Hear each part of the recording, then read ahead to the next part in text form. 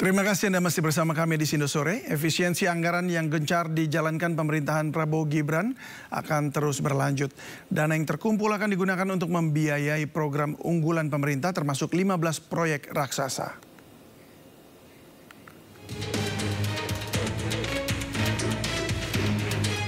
Guna meluncurkan program pemerintah, Presiden Prabowo akan meluncurkan Badan Pengelola Investasi Daya Anagata Nusantara Danantara pada 24 Februari 2025.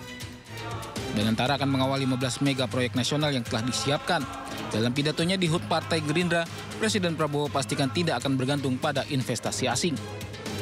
15 proyek, mega proyek yang miliar-miliar dolar kita mulai tanpa kita minta investasi dari luar negeri. Kita akan wujudkan cita-cita Bung Karno, berdiri di atas kaki kita sendiri. Kita tidak akan minta-minta. Ada yang datang dari luar, hanya bisa bilang, silakan, Anda mau masuk ke Indonesia, kami terbuka. Tapi kita tidak akan mengemis. Selain mengawal proyek raksasa milik pemerintah, Danantara juga akan mengelola sejumlah BUMN.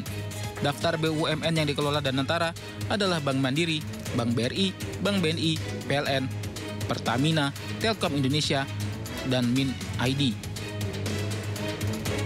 Presiden Prabowo pun mengajak presiden sebelumnya untuk menjadi pengawas Danantara.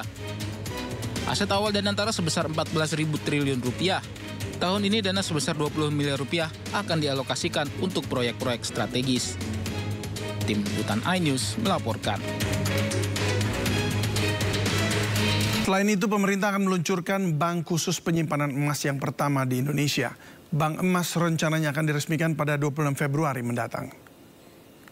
Kita akan bentuk bank emas.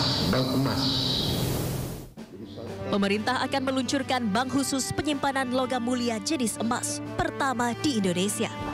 Hal ini disampaikan Presiden Prabowo Subianto usai menggelar rapat terbatas dengan sejumlah jajaran Menteri Kabinet Merah Putih di Istana Negara Jakarta Senin siang. Presiden Prabowo menyayangkan negeri Indonesia yang kaya emas, tapi tidak bisa disimpan di dalam negeri. Rencananya bank emas akan diresmikan dalam waktu dekat pada 26 Februari 2025 mendatang. Kita akan bentuk bank emas. Jadi selama ini kita tidak punya bank untuk emas kita. Tidak ada di Indonesia. Jadi emas kita banyak ditambang dan mengalir ke luar negeri.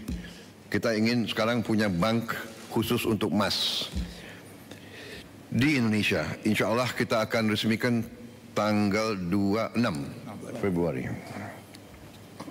Ini saya kira pertama kali ya di Republik kita.